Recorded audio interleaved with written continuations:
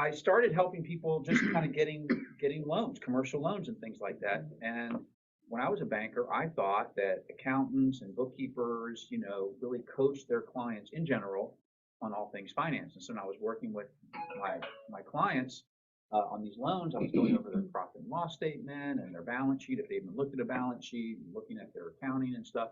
And I found that there was a gap to really kind of coach people. And what I have found in general, always exceptions, is most accountants and bookkeepers are technical people, right? Like players in sports versus coaches. And so I really kind of fit a niche in coaching. I'm not an accountant, I'm not a CPA, but as a business owner, you don't have to be one either. Like you can run the business side of your business, which is totally different than what you do. And so what I have found is that, whether you're in marketing or security or whatever, like you're an expert at that, but then you have this business inside of your business that you have to run too. And that's where I've kind of come in. So I've been doing that for the last 4 years, coaching people on the business side. And so the presentation I'm going to share with you today are just things that I have found in working with clients that kind of fill a gap.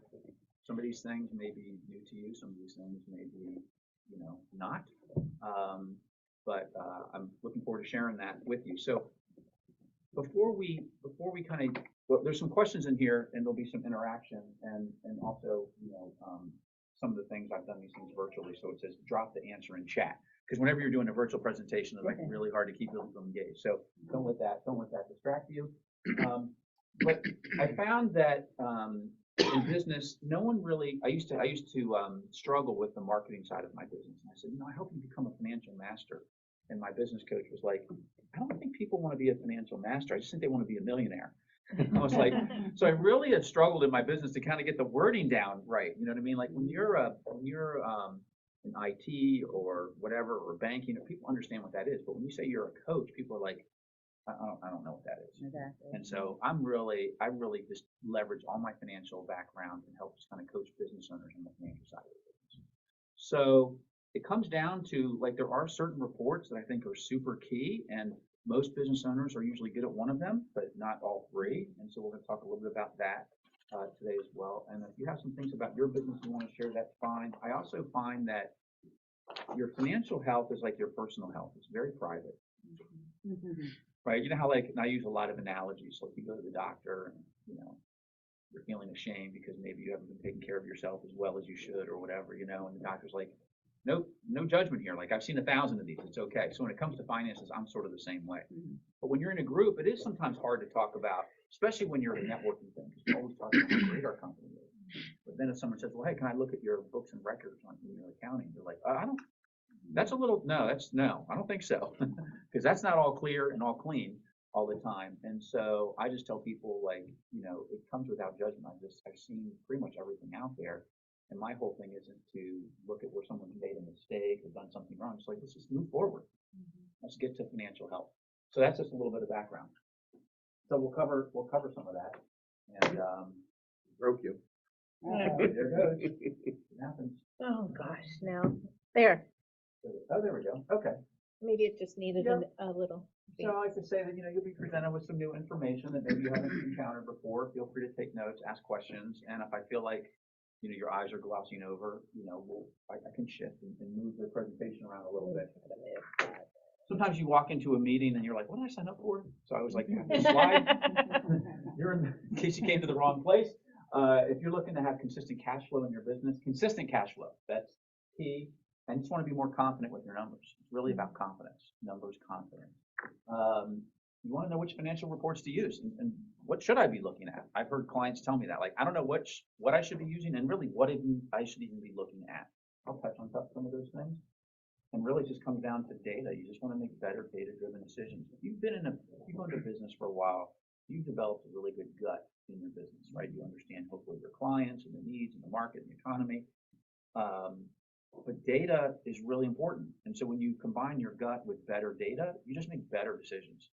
You could have had all the analytics in the world and not predicted what happened with COVID, right? You could have had a 5-year budget plan. You could have had everything, and then COVID hit and everything goes out the window. So data alone, isn't the savior here, but having better data is really helpful.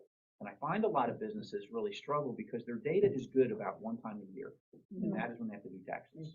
Yeah. Or if they're going- when I was a It's banker, alarming. when I was a banker was when they're going for a bank loan. I always say it's like the pretty girl at the dance. You know, they get all dressed up and look really good, and Make then sure everything looks really good. right, and then 3 months later, you know, I'd say, hey, can I get your profit and loss statement or a copy of this? You know, so I'm really big on just having like really clear and accurate data as well to help you as a business owner make decisions. Because if you're looking at financial reports that are 6 months old, I don't know what help that is. Right. That doesn't. I mean, that's good for like historical perspective, but like, what are we gonna do tomorrow? So it's just not clicking, Kim. I don't know. Okay. Oh, let me click. I'll do this. And then you can. All right. So. We'll work together. Tag team. So what we'll do today, sorry, probably should like sit over here like this. The challenges, I have it actually here too. I can do it here. The challenges of knowing your numbers, there is a better way to do it, and try to make it easy. So it shouldn't have to be that hard. All right, next one. Also too, I just say this so it's not like a big sales presentation at the end. If you like what you hear or you wanted to work with me, there's a way to do that, and I'll let you know, but you know, it's not time to about that. So I ask my clients sort of like, you know, what are some of the things that you have struggled with? And this, I've captured some of it here, not all of it, but confidence. Number one, I just want to be more confident with my numbers. Of course, no one walks around saying that. I've been going to networking meetings for 30 years. I've never heard someone say that. No one says, is there anybody out there that can teach me a balance sheet? So I have my work cut out for me because people don't really talk about maybe this area of their business, especially when you're out socially. But this is the heart of the matter. The financial reports, I mentioned that. I don't know which ones to look at and even what they mean. My reports don't make sense. I had this one client, she goes, I have a profit and loss, I have a balance sheet, I have cash flow statement, I have my bank account balances, and she said, I don't, they're just not talking to each other. Like, I don't know. Now, whenever you learn a new skill, it takes time to practice to get good at it. But a year later, she was very competent. So that's really helpful. It takes, as you know, you do personal, people, there's like 3 stages. You have to learn the principles. It's like learning how to play tennis or something. You have to learn, you watch it, you read about it, then you go out and you play, and you're terrible, but more practice, you get better, and then you become proficient. And so with finance, it's not like a magic bullet this way. And a lot of business owners might be in business 25, 30 years, and it's just been a weakness for a long time. And so I'm just passionate about helping them, whether they're new or not, but that's just kind of the way that is. And just make better decisions. So the next slide. So why would, this is just to get some interaction going, why would you want to make better data-driven decisions? What would be the result of that? Just you can just throw out there. This is not like this I'm would be a trick thinking question. growth and scaling a business, that's very important to know where how to do that and even have that information. Right, because the opposite is trial and error. Yeah, exactly. And that's expensive. Exactly. Anybody else? And if you're not dealing with data, but just with your feeling about it, you're probably going to go astray. And we tend to work with our feelings and figure out, I feel like things are going pretty well. Yeah, and you know, also too, when you have data, you can move off of a decision that didn't work out quicker, or stay with it longer because you're like, hey, we've done the data analysis. When it, to your point, when it's just your feeling, you know, you can jump all around and make your staff crazy. Any other reasons? Okay, so just quick about me. I live in Baltimore. Just moved there recently from Columbia, and I was 30 years in banking. As mentioned, I've been doing this since 2020. Typically, I'm working with entrepreneurs who are doing anywhere from $250,000 in revenue to 20 million, and I can do more than higher than 20 million. But typically, people will hire a CFO or whatever, and they're like, "I'm paying this gal or this guy, like, you know, he or she better bring the things to the table." So that's what, you know, in business, you always have to niche somewhere. So those are the people I tend to help, and they're my people. I mean, you know, I love helping small business owners, you know, on those kinds of things. And a systematic and a proven process to understand their numbers. You know, they want to improve cash flow. I also find that entrepreneurs, you know, they're like captains of the ship. They'll stay with the ship when it sinks. But so it's honorable, but they're usually the last or the least to get paid in their business, or at least for a season. Yes, they are. So I have many clients like that, and health professionals included. One gal I'm helping out in Virginia who has PT practices, and everybody's getting paid in her practice. And her case is very similar. She's probably making half to a third of what she could if she just worked for someone else. And she has to worry about payroll, and she has to sweat. You business owners, you know. Yeah, And we so know. part of it is like, I don't want greedy business owners, but it's fair to say you shouldn't be the last or the least to get paid in the business. And if that's an issue, like, we can work on that through some financial skills. Any comments there? I mean, that resonate a little bit, right? It totally resonates. Yeah. I thought that was something to be proud of, but then after a while, I'm like, no, I should be paying myself more. So yeah, just, Yeah, I have a guy that does IT, and I said, I'll call him Jim. I said, Jim, what could you make in the private sector? He said, probably, around here, 250 grand. It's a lot of money. Hard to live on less than 100 grand in a household in Anne Arundel County. I mean, and that sounds like a lot of money. You're like, doesn't go very far considering the cost of housing and everything else. But he said probably 250. Now I had all his financials, so I knew the answer to the question I was going to ask. And I said, well, how much do you make in the business? And I knew it was, barely six figures. And he got the point. He's like, I've been at this business a long time. Like, it should be. It wasn't greedy at all. But he had people making much more than him in his business. It wasn't a competition thing. It's just his business should be giving him 10, 20, 30% of revenue. So that's kind of the mission. Just a couple client results just so you kind of get it. I mean, they're starting over here in the corner. Had a graphic design firm. They're doing about $4 million a year and not making any money for the owners. Really, it was really rough, and a lot of debt and everything else. So we worked together. They did the work. I just provided guidance. I'm not taking credit, but now they're at $6 million and they're entertaining 3 offers to sell their business. These guys were in their 60s, and I said, you're not going to be able to do this in a year, but 2 or 3 years, you're at it and you'll be okay. I also do business plans, and I do financial projections for people, and I can usually put those together pretty quickly, 20 or 30 days. A lot of entrepreneurs. The great thing about us is also the terrible thing about us, like we just want it now. And so I try to react to that, and I'm like, hey, you need this thing now, we'll help you. And I had a client here in Anne Arundel County that she had her business. It was a retail business doing about $400K a year. Nice little business, like kids' parties and stuff like that. If I said the name of the business, you would know, most likely. And she just hadn't taken a paycheck in like 10 years. And so we worked together, and she raised revenues to 600 grand, was able to go from having like 15 to 20 grand in her checking to having over 6 figures and taking a 6-figure salary, like first time. So proud of her. Not because of like me, but because she implemented what she learned. So like you do financial coaching, right? And it's not just information, right? It's the transformation. Can you actually put it into practice? Because if it was information only, we would not need school teachers. You just watch YouTube videos and you get a book. But there's a reason teachers exist to kind of help you. So those are just some things that happen when you get better at your finances. So question, when you think about how you manage, and also, what's the gentleman's name online? Martin, for you too. When you think about historically, when you manage your business, we all have internal reports, right? But what do you use? Internal reports and spreadsheets? Do you use your financial reports from your accounting system? And if so, scale of 1 to 10. 10, like I'm all over that every month, to like I'm at 1, 2, or 3, or something else. So some feedback here would be helpful because then I can kind of direct the conversation. Anybody? What do you use? 100%. Everything goes into QuickBooks. Everything. So we run as on a cash basis. But you got to look at the credit cards, the line of credit, all those things, the balance sheet stuff. But actually, I will say the income statement is smack one 24/7. The balance sheet's all screwed up because that's typical. That's normal. Yeah.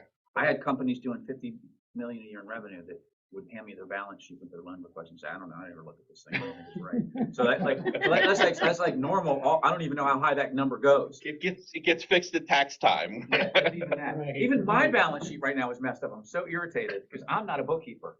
But anyways, so you use your accounting reports. Yes, P&L basis. I mean, as you said, the business owner is the last one to get paid at the end of the month, so I'd like to know what I got paid this month. Yeah, You okay. know, so. Others, we don't have to go around the table. Yeah. Others, what do you use to, Martin, if you want to, you know, you have to speak up because I can't see you. My head's turned, but, what do people use? Well, saying spending plans, QuickBooks. all right, QuickBooks. Use Yeah. QuickBooks, and that's what you use to manage your business? Yeah. Okay, good. I have a spreadsheet that I use as well, but for my clients, personal clients in the business, but also for my business. And then I use Wave, not QuickBooks Wave app, and it puts everything in, just, you know, and all that stuff. Good. Yeah. A lot of people will use a point of sale system and everything else. Here's the disconnect, and tell me if this resonates. And I don't know why accountants don't fix this, because it just hurts them. People don't know what their tax liability is gonna be until they do their taxes. And they have two pain points. One, now I owe my accountant, whatever, 5 grand, 10 grand, and I owe like 50 grand in taxes. And it's like, if I was an accountant, I would not want to give that kind of news to my client. I'd want all year long.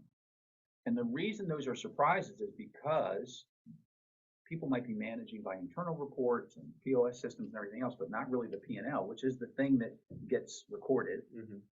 And if you're not managing by your accounting books, then it's painful in the end. And there's a surprise.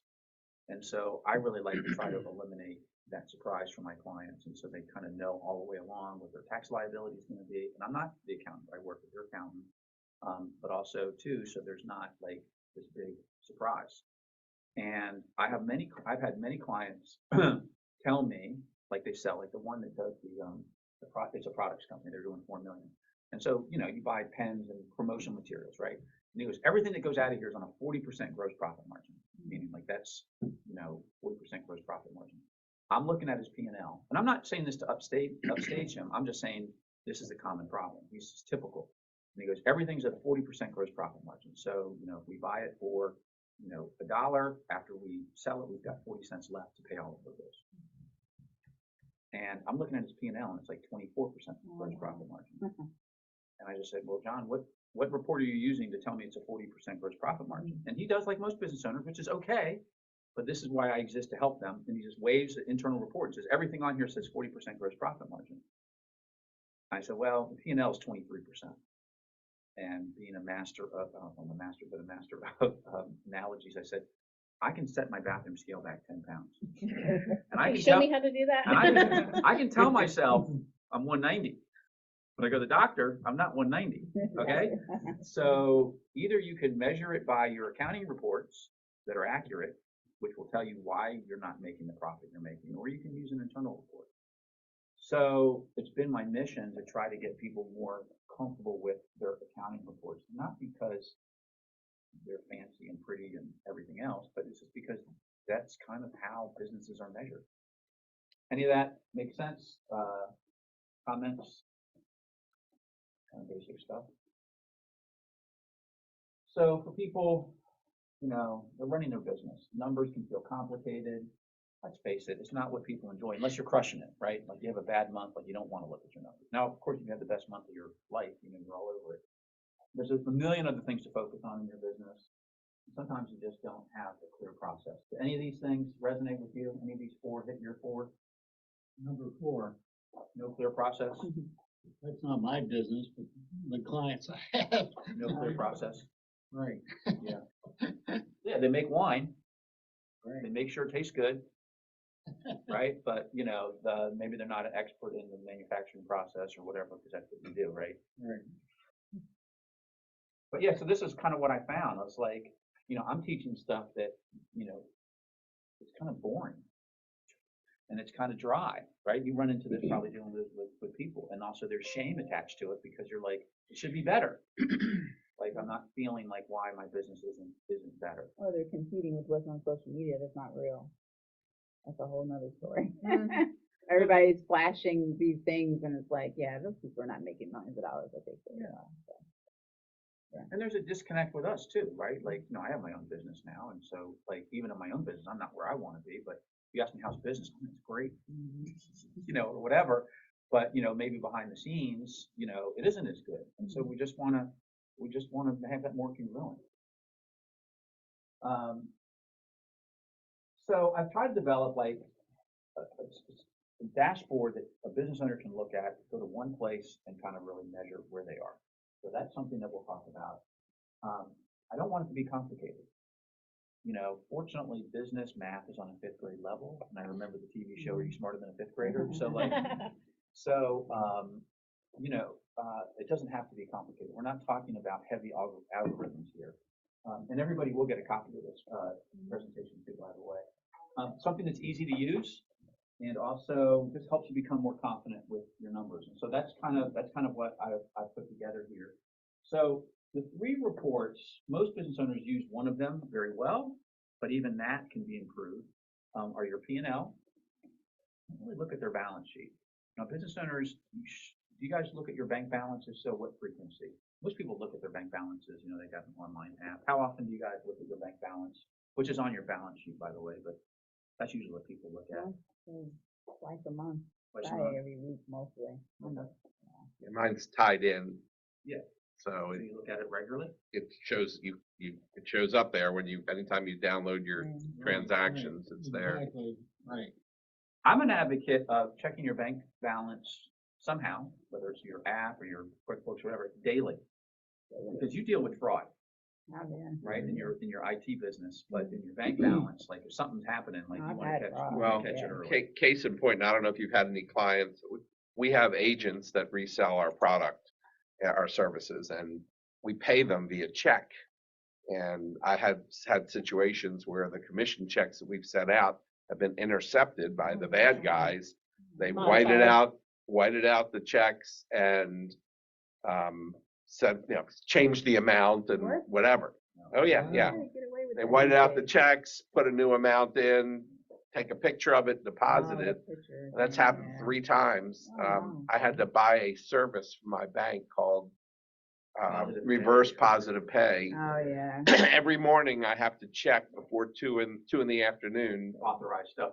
So looking at your bank balance just to make sure everything's okay. But what happens is most business owners, they pull up their bank balance over here, they look at their P&L over here, their balance sheet isn't really accurate. So I look at that, I'm like, if we get your balance sheet accurate, you can just go to one place, One place, yeah. make it easier. Yeah.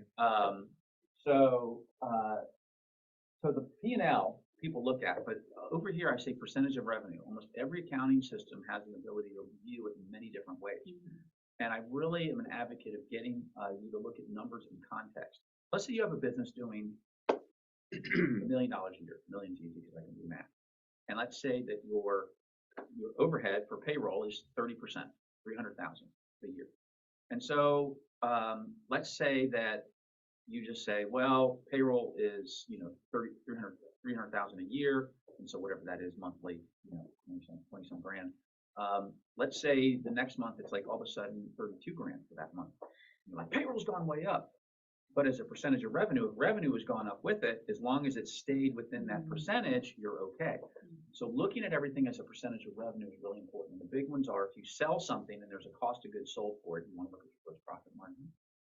You want to look at maybe your top 3 to 5 expenses. I mean, you're not going to analyze every expense to that. If you want to try to get rich by cutting your phone bill 10%, like God bless you. But and that's okay. Like you don't want to overpay for all that stuff. But I'm saying like you want to focus on things that really move the needle. So your gross profit margin, and then like your top 3 to 5 expenses, and say, okay, each month I'm going to look at that, and I don't want it to be beyond a certain expense percentage. Now, granted, 1 month you might have 3 payrolls instead of 2, so it can be off. So really, you measure monthly, but you make changes kind of quarterly. And so you think about like your fingertips. When you're wearing gloves, you can't feel everything really well. But when you're like this, you have really good sensitivity. And when you're looking at your numbers every month, you really have a good sense of where things stand. So the P&L as a percentage of revenue is really important. And then the last thing for business owners is setting a net profit margin number.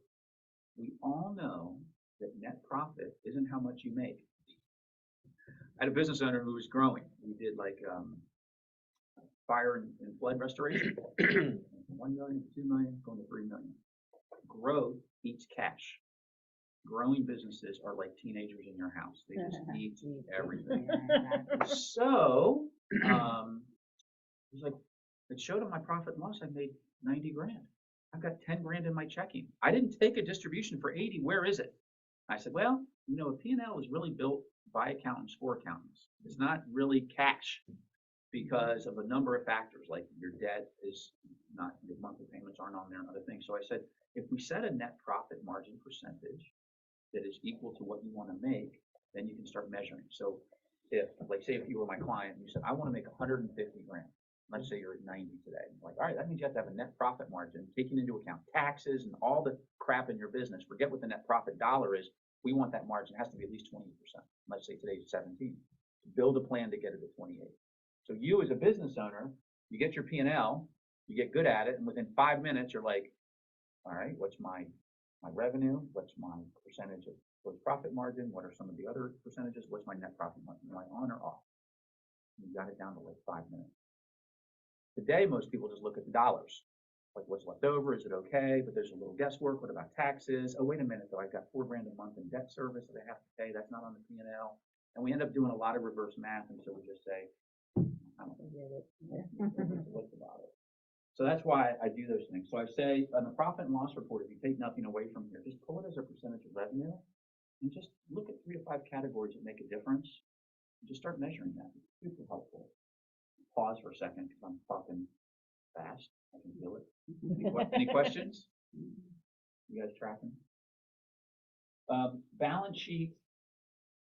It's really difficult if you don't have a professional bookkeeper. What I found is most businesses don't. So I say this tongue in cheek. You have to fire the bookkeeper, which is either you, some relative, or some person that's already doing 5 other things in the business and they're doing the bookkeeping. It doesn't mean that you fire them and they're gone from the business. It just means they're doing other things that are more profitable for your business. And a professional bookkeeper, you might need them monthly. If you have a business over $1 million in revenue, you might need them quarterly. You know, it's interesting. Chambers have such financial, you get more financial reports because if you have a board and you're a nonprofit than most small businesses do. For a $200,000 to $300,000 revenue organization, you're getting more financial reports than most businesses do. So, you know, you have a budget, you have a variance to budget, you have all these reports. But most small business owners, you know, don't have accountants doing their books on a monthly basis and all this kind of stuff. They do their taxes. So if they're struggling, not getting fairly compensated, not kind of having the business they want, I'm always like, you know, if you have a headache, there is a prescription that you, well, it doesn't have to be a prescription. There's an over-the-counter thing, Advil, Tylenol, whatever you want to take, right? So I said, you know, for the business, it's like a bookkeeper, and there's a lot of resistance. But the bookkeeper makes sure you get timely and accurate data. And they love fixing stuff like that. Like, I don't really love organizing a closet, but there are people out there that love to do that. Bookkeepers love to organize your stuff. So I just kind of say, if you're doing great in your business, fine. But if you're struggling, like, that's a table stakes thing. And it's usually a very difficult decision because it's either you or a close relative doing it that isn't really a professional bookkeeper, you know, and they don't really want to hurt the relationship, you know, or whatever, and it's a struggle. But I put it out there because then you get your balance sheet and then you get this third report that hardly anybody uses, which is doing a forecast. So in October, November, we put together our 12-month forecast for next year. Then, like, it's March. So by April 10th of this year, the chamber is going to have all of their numbers for March. They're going to get a report on their P&L for, you know, year to date, month to date, but they're also going to get a report that says budget versus what they did and what's the variance. And you start measuring business by your variance, and it's really powerful. I talked to a local accountant here in Anne Arundel County, and I said, Ken, what percentage of your clients do a budget? He only deals with small business clients. He was maybe 10%. I said, do you think it's important? Yeah. But it just doesn't get done. So that's one of the products I do. I help people with that. Not sexy and fancy, but it does help. So those 3 reports, when you do that, repetition breeds familiarity. So when someone's doing that for like about 6 months, they get really good at it, and they don't care about the reports. No one is banging my door down to say, please build me a forecast or a balance sheet. Wait, they want what the reports give them. Good cash flow, good profitability, knowing where everything is, making better decisions. So those 3 reports are really key. Now, if everything's great in your business and you're not feeling pain, you're not going to seek those things out, because that's how we are, right? We seek we see pleasure or pain. And like physical health, right? You know, you're not, I hate to say this, but, you know, I'm not breaking HIPAA violation because I'm talking about myself. I hadn't had a physical in like 23 years. And then I got physical. And there's stuff wrong. And I made a commitment to myself to get a physical every year. But, you know, physical health, financial health is kind of the same. Unless we're feeling pain, we're not really that proactive. So it's hard. It's hard to be proactive. So that's why I try to touch on things like confidence, or are you the least or last to get paid? Because then people sort of go, oh, yeah, that's important to me. But if I said, hey, I'm really good at building a forecast, ain't nobody lining up at my door, because that's not, they don't see the connection. So you understand that. Any comments or questions? Does anybody, what reports do you guys use out of here? No shame. I'm assuming most people look at a profit and loss. Does anybody use these other ones? Yep. You do? Good. I mean, the chamber does. Yep. Cash flow reports. Cash flow reports. Yep. Those can be helpful. They can be a little tricky. They can be a little tricky from some of the accounting stuff. I have a subscription type business. There's certain KPIs that I look at. How many new customers went in? How many Yeah. went out the door? Yeah, those are all internal reports that are really critical. That are Yes. sales and pipeline, and you have a Yes. CRM for all that stuff, which is really critical. So I'm not saying don't manage those things. I'm just saying, like, when it comes to the accounting side, these things are really important. And what I find is that some people just need to be kind of coached through it a little bit. And that's kind of like what you're, I think, Shay, a little bit, but you talk about what you do. You know, you're really coaching people and behaviors and things like that. Because they're not self-identifying. A budget, I used to say, just feels restrictive, just even the word. One of the examples I use, imagine you're teaching your 16-year-old or a 16-year-old to drive. And they have, let's just say they have no clue, they've never paid attention ever. And it's a 2-lane highway, there's a double yellow line. And they're like, Mom, Dad, you know, we've got this whole road over here, I want to use the whole thing. And you're like, listen, that double yellow line saves your bacon. Because you can be going 55 miles an hour south, and the truck can be going 55 miles an hour north, and this little double yellow line keeps everybody safe, and so does staying off the shoulder. So I like to say that that double yellow line creates freedom, not restriction, right? A budget creates freedom, not restriction, because most people are like, a budget feels like a diet. It's just like it's a word that, I mean, there are some of us that love that. Usually accounting people love a budget, but most people don't. Super healthy people love a diet, but those of us that aren't don't, right? So you can call it a spending plan, you can play with the words or whatever, but I just say it can create freedom as opposed to restriction. But that's the big thing to overcome. Because even when you say, like, I don't know, the chamber, oh, it's budget season, like, that's not Hershey Park. Like, nobody's excited about that. There's nothing exciting about that. So it has to overcome a lot of inertia, you know, to help. Any other comments on that? I'm not going to go into the definitions of what a profit and loss is. We talked about cash and accrual. Just really quickly, if you invoice people and it takes time to get paid, you know, on an accrual statement, it shows that you've received the money, which even though you haven't really, and the cash statement just shows you what you really received.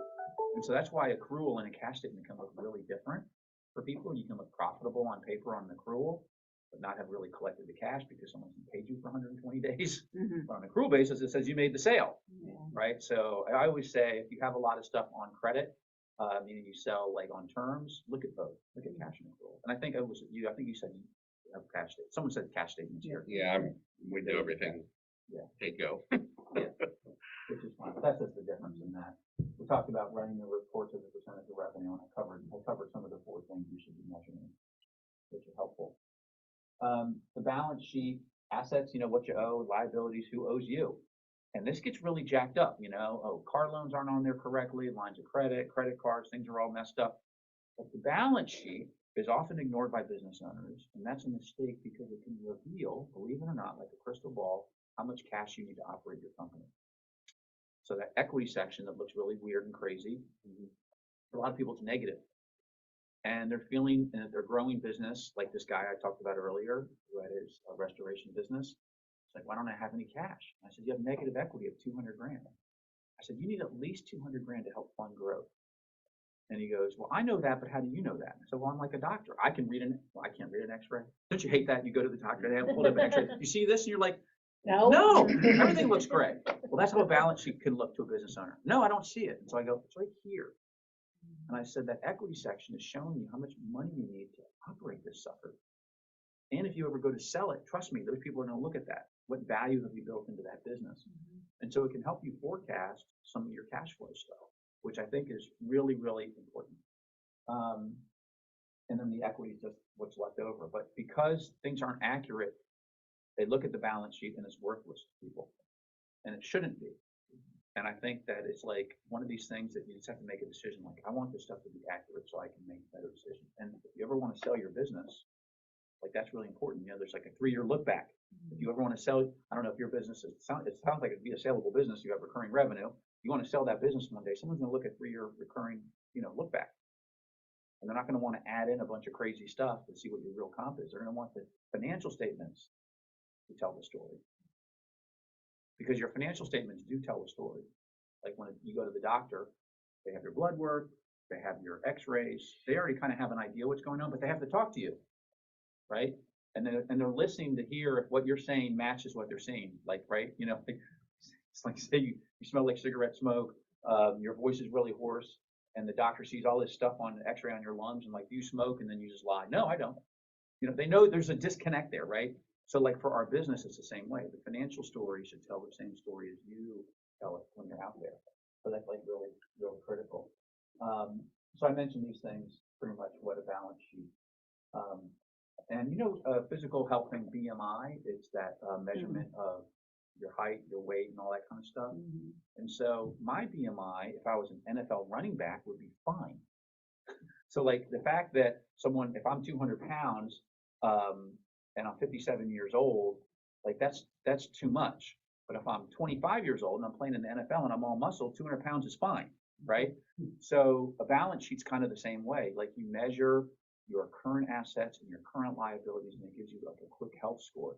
So if you have 100,000 in receivables and no cash, and you have 300,000 in payables, you're kind of upside down, right? And so this stuff on the balance sheet is really helpful.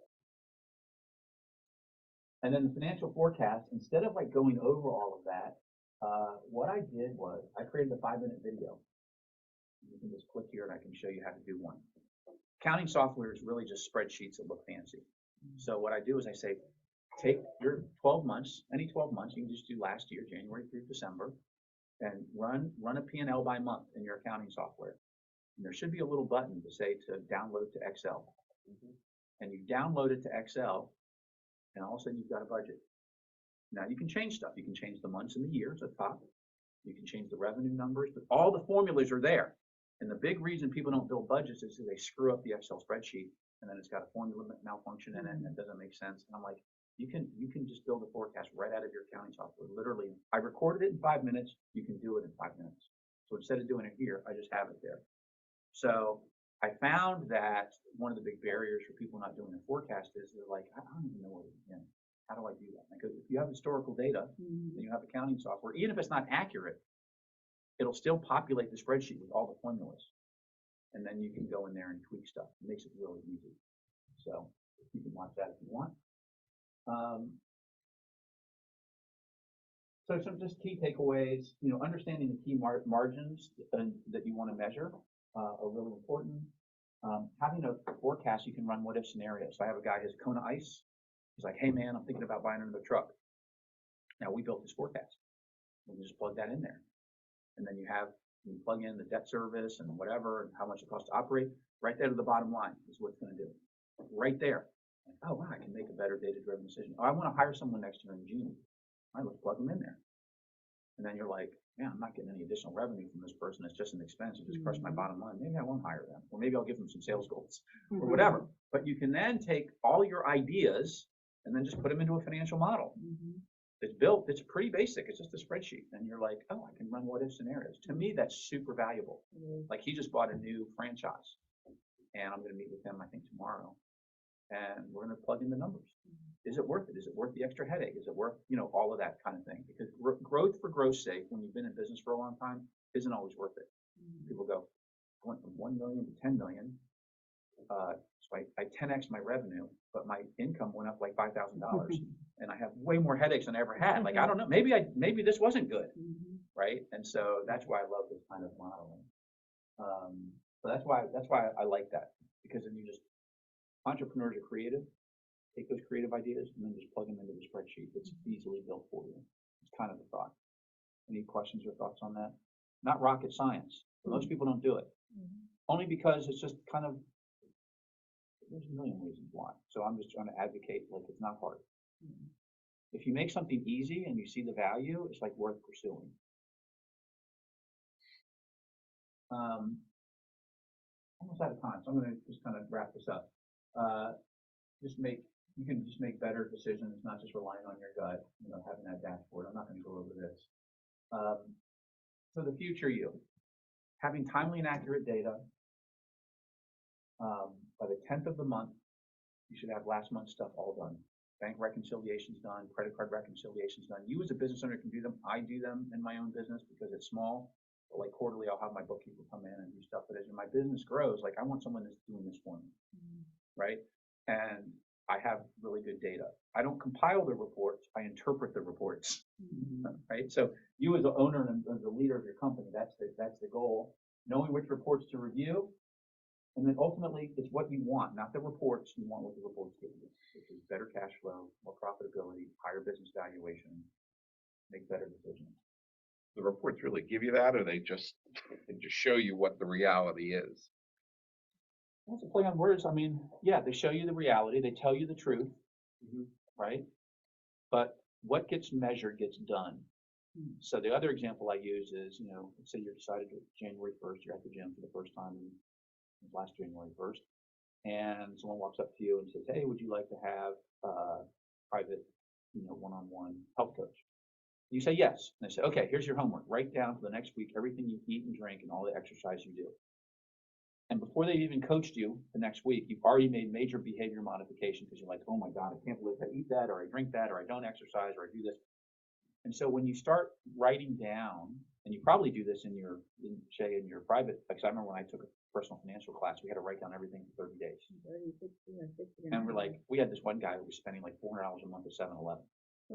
Right? And but I spent money on other things. Maybe mine wasn't 7-Eleven, it was trips or whatever, or cars or whatever. But you start writing down everything you spend and you have behavior modifications. And so when you have a better discipline around the numbers, it's just automatically like things just typically improve. Now, if you have other systemic issues in your business, just knowing your numbers isn't going to help, but it does help become more of a behavior modification. And just don't be overwhelmed. Like, it can be done. So better profit equals better cash flow. Business owners care more about cash flow, like do I have cash? Less stress. And that's usually what the stress is. They're stressing, trying to make payroll. How many business owners have stressed over payroll? I've got to make payroll, and they're stressed. Because they don't have cash, even though people may owe them. They're like, construction contractors are famous for this. Oh, $500,000 people owe me, but my guys want to get paid Friday. I don't have anything in the bank. Well, on accrual, you look profitable, but on cash, it ain't so pretty. And so they're stressed. And just alignment with why you started in the first place. So whenever you learn learning something new, just give yourself time. First, you learn the principles, like what I taught today, which is the plan. Then you have to put it into practice. You have to start running these reports on a monthly basis and get better at it. And over 3 to 12 months, you'll see improvement. That's the process. And then once you're proficient at it, after like 12 months, you start to see profit go up. Like if I diet today and I look in the mirror or step on the scale tomorrow, it's not going to be a lot different. If I do that for 30 days, 60 days, 90 days, it starts to change. So just each month, pull your reports. I'm not going to go over that. You'll see this. Those are the 3 reports that you need. Help build your confidence, improve your cash flow, pay yourself competitively. I always say, this is kind of like the closing slide. You always have 3 options. You can be DIY. You can Home Depot this thing. And I think you need to try that at first. But at some point, if that's not working, what else have you tried, right?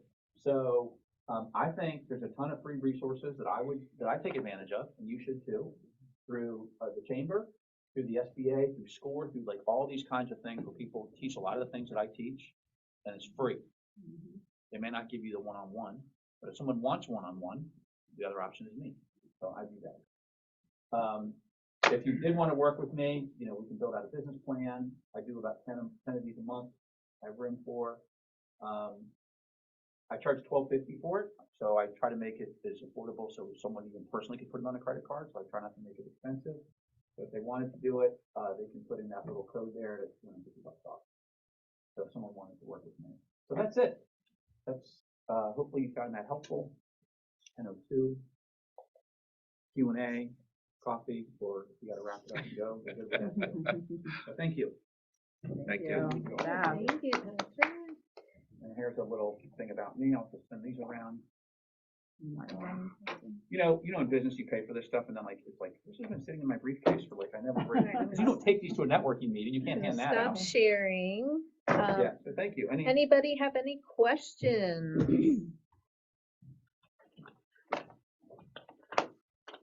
And if you're doing these things already in your business, this is confirmation for you. Good job, right? You go to the doctor and they say you're healthy, and you're like, awesome. See you in a year. You know. Oh, Martin says thank you. Thanks, Martin. So I just have a couple of quick announcements. Thank you, Patrick. That was very informative. I have one quick question. Uh-huh. So if somebody, I talk to business owners every day. Yeah. So if they need the help that you offer, what do you offer, like a free consultation, or what would be the process for me to I connect do. them to you? I do, and I wouldn't say it's selfish, but I want to make sure I'm a good fit for them too, and they're for Okay. me, right? Because if someone's crazy on that call, I don't know, I'm almost a customer. Yeah. Someone wants to join the chamber and you know they're trouble, you're like, oh, I think we're full. Yeah. So we usually do I can do a 15-minute kind of initial call, and usually in 15 minutes I can ask the right questions to determine if this thing would make sense, and then usually we do another call for 45 minutes. So usually there's about an hour invested up front to make sure it's a good fit for you. I'm not a hard sell guy, but yeah, and I think you kind of need to do that, so that's the answer to that. Yeah, sure. Any other questions? In fact, just kind of one anecdotal, the way we're set up, it's internally, it's pretty complicated for us to do price changes and things like that on subscription business, and we have hundreds of credit cards. We have to, I just bit the bullet last year and just said, all right, we're just going to do this, put up a schedule. We tweaked our pricing and went up a little bit. And you're always worried when you go up on your pricing, how many of your clients are that price sensitive that so we just did an never done this before, across the board 10% price increase last year. 0 clients left. Now I look at 15. Well, and that's kind of Carla. I look at the bank balance, the checking account balance, and I'm thinking, okay, who hasn't cashed their checks or what? There's extra money in there. I'm going, oh my God, where'd that money come from? Without any additional expenses on the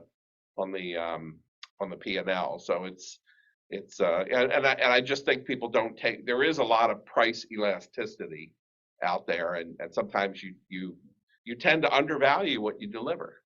And yeah, there's so much to talk about on just pricing alone. And I know this one lady I think I'm pretty good at it, but there are people that's all they do. They're pricing. And I tell people this, that if you didn't raise your prices, you actually had a price cut because the cost of everything went up, right? Just go to the grocery store, right? So not raising your prices, you probably lost 5 to 10% anyway.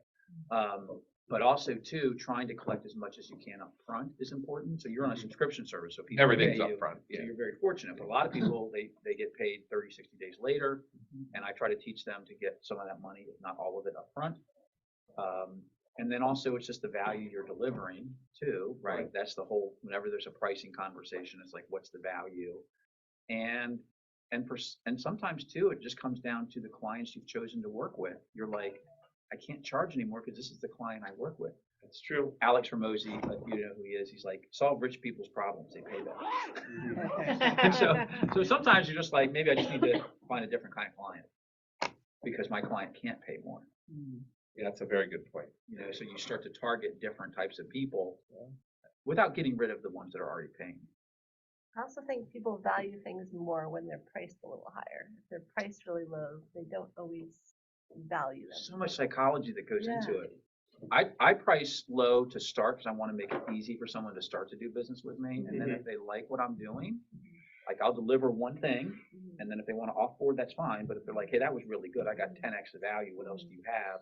So that's kind of, I made a change. 3 years ago, it was opposite. I used to charge like $7,500, and people were kind of like, you know, and they were struggling to like start with me. I was like, well, let me just lower the barrier. You know, so there's all that plays into it, but you want to really talk about the lifetime value of the client. So like when I would look at one of your clients, like I'd look at the lifetime value. It's not the monthly.